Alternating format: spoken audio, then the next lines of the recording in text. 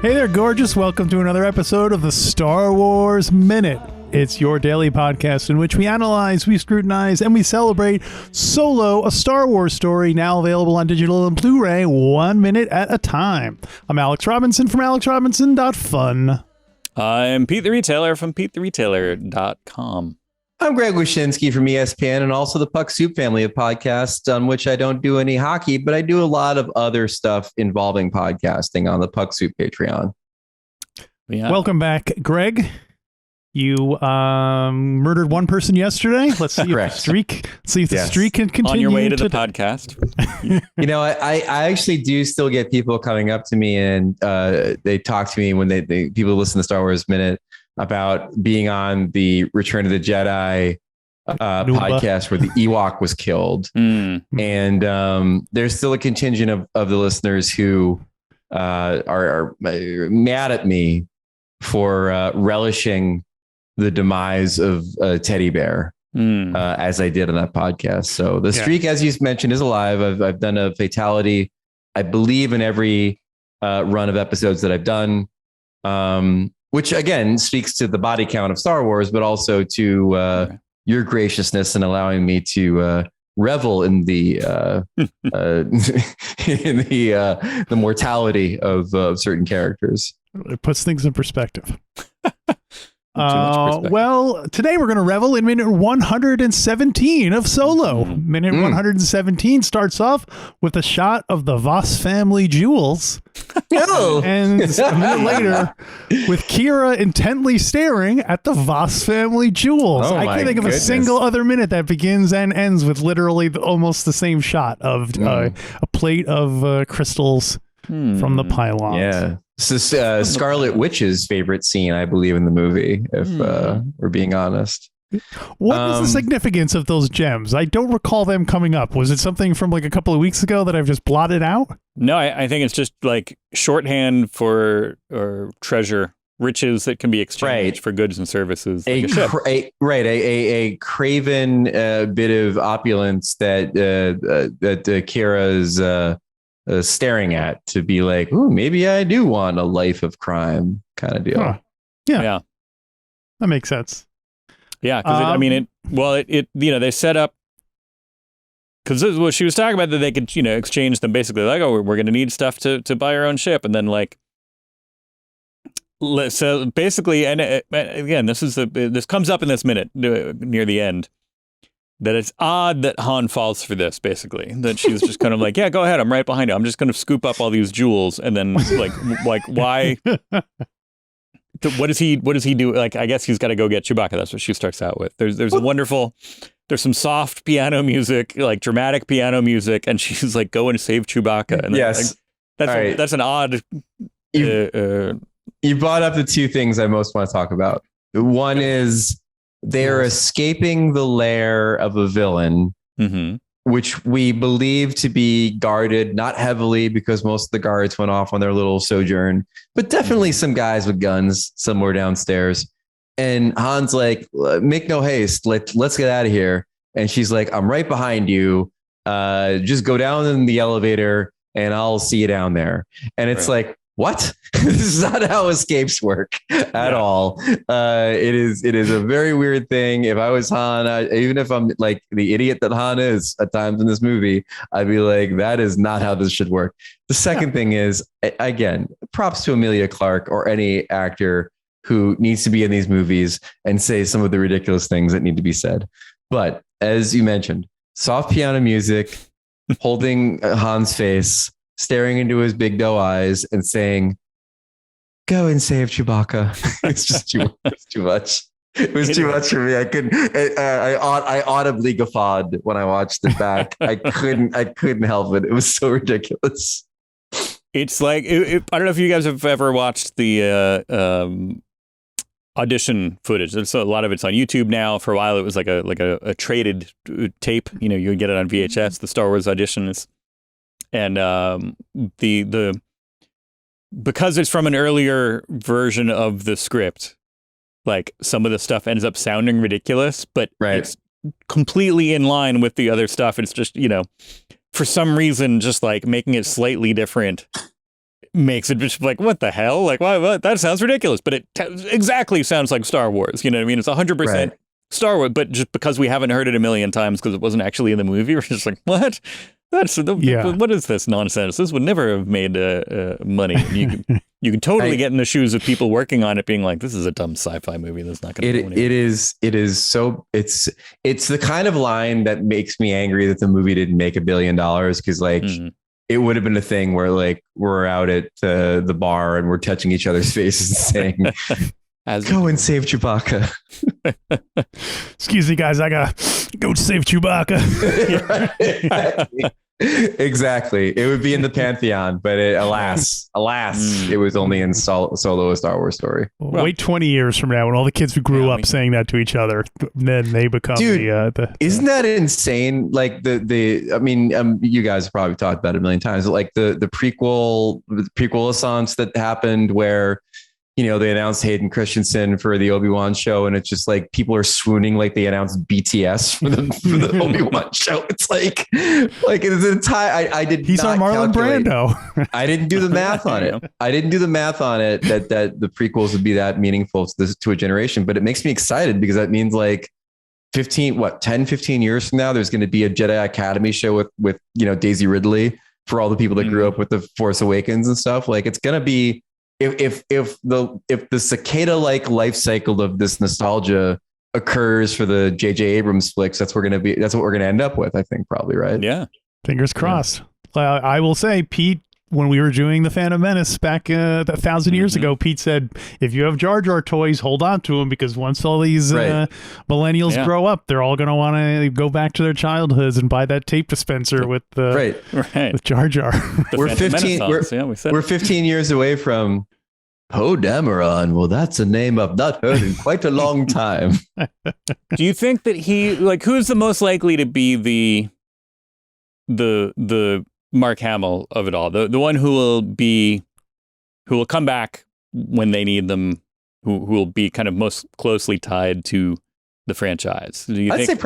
I'd say Daisy Ridley, most likely, right? Like so far, I think that's, I mean, you know, her position is being the last Jedi or what have you, like, right. And like the last Skywalker by proxy, allows her to be a jumping off point for a lot of things. I think, you know, you could easily see her trying to like remake Luke's school, you know, on a Disney Plus series and years. And also, not for nothing, but I feel like Oscar Isaac might have a little bit more going on in life than Daisy Ridley. As we move, he's definitely the Harrison Ford of the. Yeah, right. Although he was already in a lot of movies before Star Wars, so he's just kind of continuing with his to be in a lot of movies. So. But he's also like, he doesn't seem. I can see him easily, and not that I wish this on him, but I can see him kind of crashing, like just because he doesn't seem too selective. He'll do a lot of things. Well. And so I can see him picking a string of losers, then like needing a revitalization. No, I think to correct Alex a little bit, I think he's the Ewan McGregor of the Star of the new trilogy. I didn't know you were going prequels. I thought we were just talking original trilogy. No, because like I feel like he's like a guy that does indie films, but he also will dabble in genre stuff. I mean, like, you know, Ewan was doing whatever Ewan does, and then at the same time also doing, like, you know, playing Black Mask and Birds of Prey. Second Birds of Prey reference this week. And then, you know, Oscar Isaac is doing, you know, he did a Coen Brothers movie, but at the same time he was Moon Knight, right? So like he's clearly okay with doing genre stuff along with the more indie stuff. Well, I think that's partially. I think it's, you know, because he likes it. He seems kind of nerdy and into fun stuff. But also, I think he's just not that selective with, you know, it's like money and location and whatever. He'll do it. Sure. So he's like the Liam Neeson of. Because Liam Neeson, he's done like 1,000 of those, like, I'm going to go kill some people kind of movies, which I never would have expected based on doing like Schindler's List and Kinsey and all those kind of. Oh, really? You got to remember the origin story of Liam Neeson. Liam Neeson's origin story was he was in Krull. And after that, he was in Darkman. Darkman, right? Yeah. Like he was born from the genre world before he became like Oscar Schindler. So that was the aberration.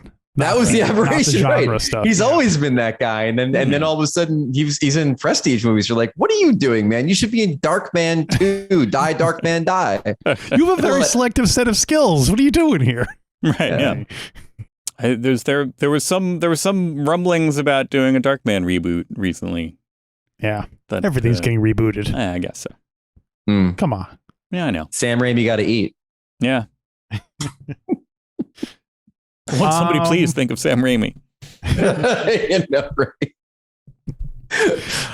I was going to say that Mark Hamill was going to be, and I'm totally blanking on his name, but Finn. Oh, yeah. John Boyega. John Boyega. That's who I was going to pick. But wasn't he one of the guys that had, or one of the performers, I should say, that had problems with like the toxicity of Star Wars fandom? I feel like that was a thing for him. He's been a bit more outspoken about grumbling. Yeah, so that might be, I was considering him too, because I really feel like there's like a ton of his story yet to be told, especially with the way his character was kind of angled off into a different direction in Rise of Skywalker. But like, I feel like it might be hard to get him back in the fold. Although, Disney Plus, down the line, yeah. Disney Plus has ways of making you get back into your old clothes. Yeah. Yeah, and time heals all wounds. So I think, like, look at the ovation, the warm welcome that Kelly Marie Tran got at Star Wars Celebration this past year, and Hayden Christensen. Same. The internet wasn't what it was when the prequels came out. Luckily for the prequel actors, but did I ever tell the Hayden Christensen bar story to you guys? Oh, I don't know. I don't think so. I don't know. We've done so many of these. So when I was in Vancouver covering the Olympics for Yahoo Sports, doing the hockey beat, it was in 2010. Mm-hmm. I was at this huge NHL party, like 2 floors, like really wild for NHL standards, like topless women painted, like Hall of Famers are there. Like it's a whole scene. I met John Hamm on the red carpet. Like it's one of those deals. That was exciting. And Rachel Bilson and Hayden Christensen showed up. I think Hayden's from British Columbia, if memory serves. So something like that, yeah. They showed up to this big party and they go up to this like second floor VIP area where, scrubs like me aren't going to go. And they're kind of leaning against the balcony. So you can kind of see it's Hayden Christensen.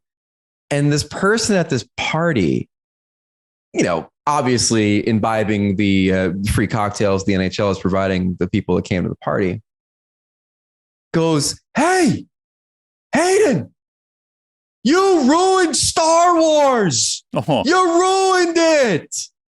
I felt so bad for the dude. Yeah. Got Rachel Bilson with him. He's in a happy place. It's 2010. And that's still the abuse that dude's taken in the public sphere. So for him to come back, despite situations like that, I think is really a testament to either the money he's being paid or that time heals all wounds. One of the two, or both. I think if I ever saw Hayden Christensen in a situation like that, I would try to make his day a little bit by going, "You ruined Jumpa!" Mentioning another movie that no one else ever. You ruined that movie where you played an Italian pizza guy. I remember that one. So So at least you'd be like, at least it's not Star Wars. I would definitely go up to him and show him a GeoCities page for Juke My Chronics. That would be my play. For those who get that joke, again, I salute you because I make references to Shattered Glass once a week. Wow. It's one of my favorite movies of all time, and he's so good in it. He's so good in it. Like anybody who doesn't think Hayden Christensen can act, like watch him with Stephen Glass and Shattered Glass. You will be convinced that man can do some things. You could be convinced he is a liar. Yeah, he's a fraud. Like, okay, and also if you think that Hayden Christensen is horrible and he just faked his way to success, also see Shattered Glass because that's the premise of the movie. It works on a lot of levels. Yeah, maybe it's not acting. Yeah, right. But no, yeah, he was. It's. I mean, in a way, the prequels were the beginning of what we're now kind of reaping, in that people just feeling fans feeling entitled and feeling making this out to be much more than a simple entertainment franchise, which we're guilty of, but in a different way. We obviously have made this into much more than a simple entertainment franchise, but hopefully in a fun way. I don't know. Yes, I would agree. It's too late to start questioning it now. I know.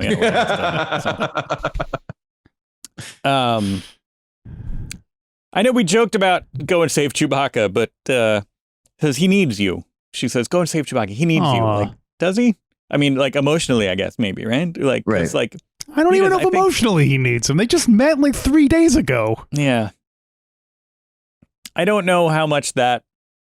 I mean, I know they bonded somewhat, but I'm also like, again, it's hard to know what Chewbacca's inner monologue is if he's like, oh, finally I'm free of that guy, isn't hanging out with me anymore.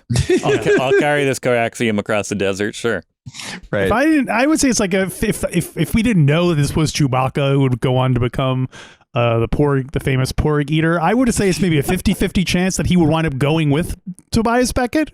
Right. He's like, sure, I don't care about those guys. Oh, what are the hours? Yeah, this guy seems like he's got his together. He pulled a fast one on that other guy. Like, it sounds like this might be the guy I should be hanging with. Yeah, or I'll go with them, and as soon as we're up in the ship, I'll break his neck and pull his arms out, and then take all this coaxium. And I'm right. Yeah. Right.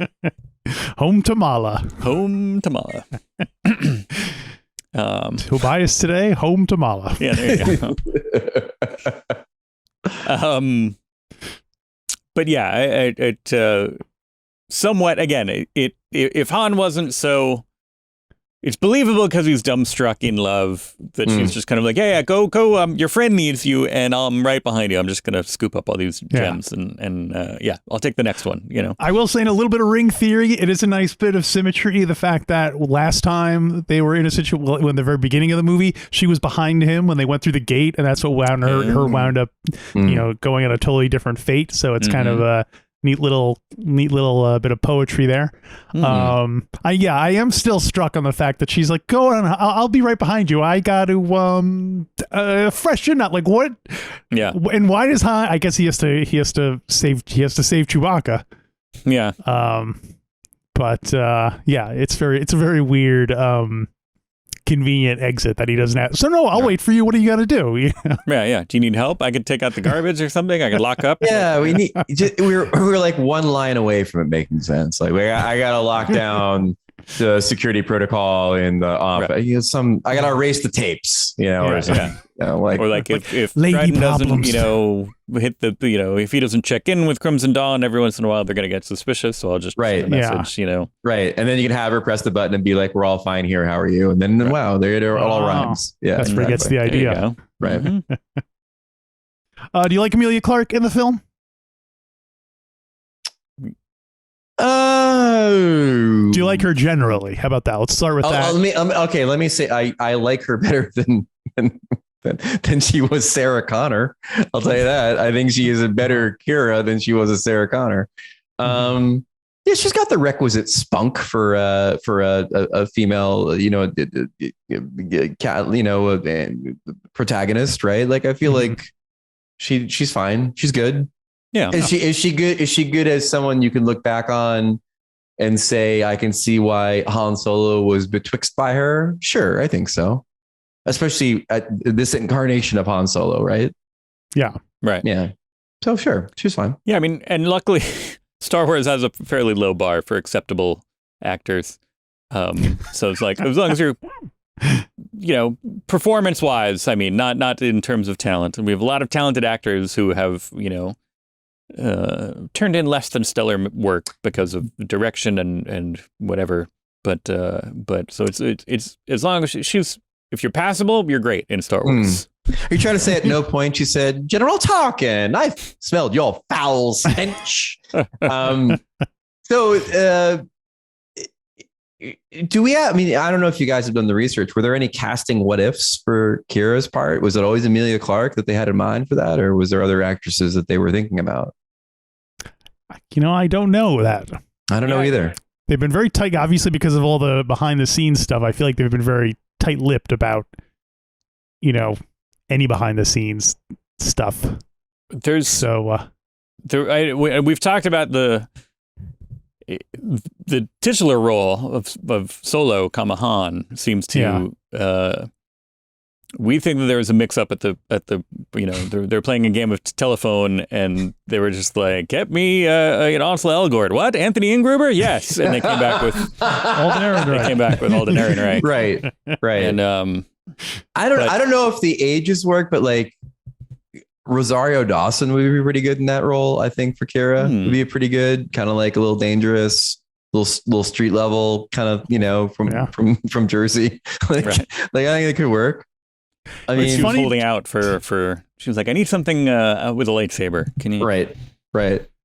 It's funny to me to imagine, just hypothetically, you know, because if this movie had been done, if you had wanted to get someone the same age as Harrison Ford, what actress from that time would you get? Would it be like Suzanne Summers? If this movie was made in 1977, when Harrison, like, so he was like in his, at that. Was he like in his mid-30s when he started playing Han Solo? Yeah, something like that. So I'm thinking of him in American Graffiti. Wasn't Suzanne Summers in American Graffiti? Isn't that why? No, Cindy Williams was, I think. No, I thought I thought at one point she was in the car with. No. Anyway, I clearly am making that up, but no, you could. Let me. American Graffiti. Last thing I looked up was the car salesman from American Graffiti. Alfalfa. Maybe like Goldie Hawn. Oh, Goldie Hawn, I could see. I guess she does. I don't know if she could pull off the noir part of it. I mean, you want the noir part of it? Then obviously, well, I'm just thinking if it's going to be Qi'ra playing. Yeah. So it would have to be someone who was like Harrison Ford and Kathleen Turner. You are right. Suzanne Summers was blonde in T-Bird. Oh, in your face, both of you two. A real quick. I know everybody was yelling at us. Tyranny was yelling at us because we are. Let me throw a name at you. Ready for this? If you really, I mean, then like we're talking Han Solo. Maybe this movie comes out between like 77 and 80 kind of deal. Mm-hmm. Sigourney Weaver. Right? Is she in? She's not in the MCU, right?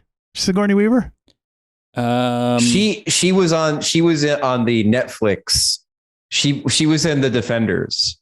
Was she really? Yeah, she was like the big bad in The Defenders, the Netflix deal. Oh, that counts. Yeah, I'll take that. Yeah. Does it still count? I mean, I don't know. They've kind of like, I think they're nerfing Iron Fist. I thought Daredevil appeared in something though. Well, no. Daredevil's coming back. They acknowledged that, and I think they acknowledged Jessica Jones. I wish they acknowledged Luke Cage because I really dug that series. But yeah, she was the baddie in Defenders. Huh. Go figure. But so she should totally be in a Star Wars. If Han Solo was born in 1942, which he was. Now I'm all right. Actresses born in 1940. I'll add 5 years. 5 years later, let's say actress born in 1947. You're thinking like a casting director now. Right, exactly. Right. Diane Keaton. There's a Barbara Bach. There's not a lot of let's see. Mary Kay Place. Cindy Williams comes back again, and she was there that she was in the casting process. So maybe Cindy Williams can do it. Yeah, she was part of the family, right? Yeah. Jane Curtin.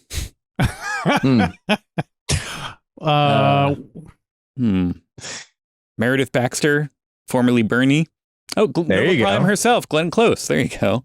Glenn Close. Mm-hmm. Oh, she could pull off the noir part of it. Yeah, that's right around like GARP time for her, I think. So it's GARP time. It's GARP time. It's GARPing time.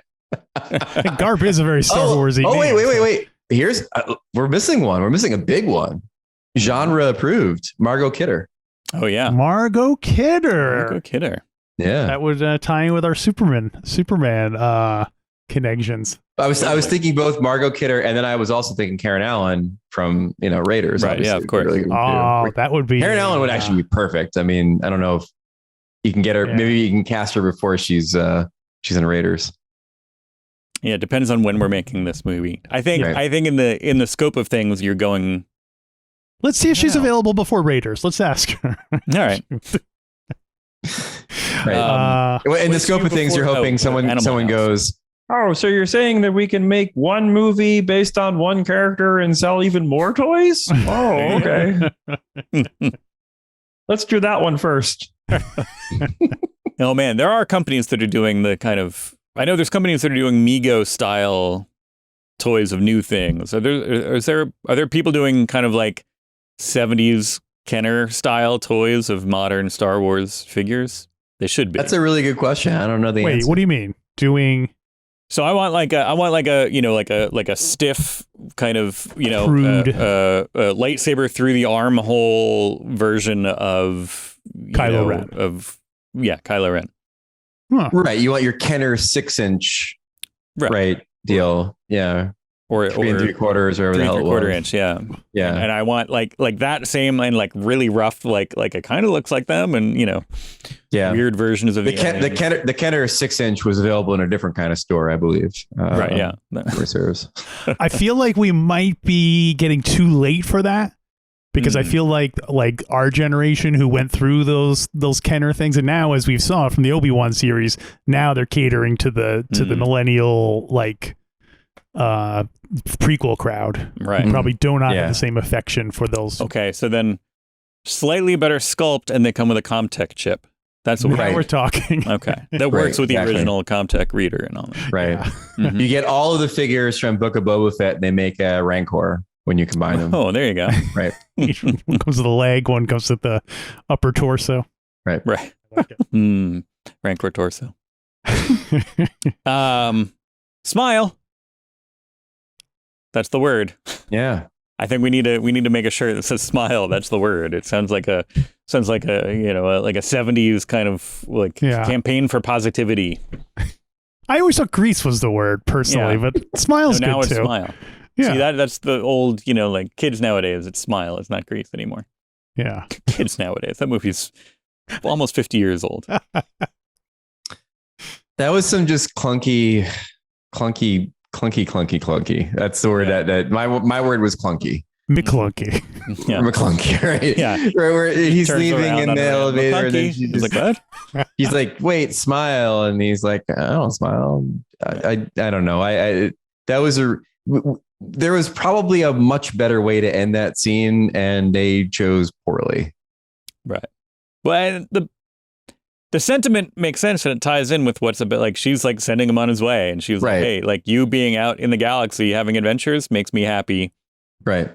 And he's like, what do you mean by that? She's like, see you later. It hits the door close button, But yeah, it is awkwardly kind of thrown in here in a way that like doesn't I forgot that it was in here, and then once you said it, I was just like, what? Oh, man. Yeah. Luckily, it comes and goes relatively quickly. It doesn't derail the whole scene, but it's a little bit like, The reason it's awkward is it kind of is reminiscent of like the misogynist, hey, why don't you smile for me, honey, kind of thing, right? When she's like, hey, smile. I'm like, what do you should smile more. Shut up. He just he almost died. How dare you? And then it's like, oh, it's a callback to whatever, Yeah. It's very awkward. Yeah. I thought she was going to do like, oh, I hate it when you leave. There's that thing, but I'd love to watch you. What is it? I love to watch you walk away. Right. It's becoming a Bradley Cooper, Lady Gaga meme from Star is Born. There you go. Right. A Star War is born. Oh, a star is born. A Star is Wars. Or the Mad Magazine version. Oh God! And he's like, pet sounds, and then takes the elevator and goes away. Presses all the buttons. Then.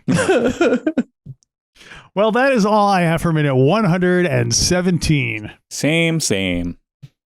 All right, I guess we'll wrap this one up. Greg, no one passed away in this minute. No. Will you come back tomorrow to see if you can keep it going? Well, much like Qi'ra, I'm a girl boss and a baddie, so I'm more than happy to come back. All right. That makes us smile. And you know where else you can smile with us? On the various social medias we inhabit, such as at Star Wars Minute on the Twitter, or at the Star Wars Minute on Instagram. And we have a Reddit group, and we have the Star Wars Minute Listener Society on Facebook. All these places that you can interact with us. Mm-hmm. And we hope you'll interact with us tomorrow. Well, not interact, just watch us tomorrow. We're listening. Star Wars Minute.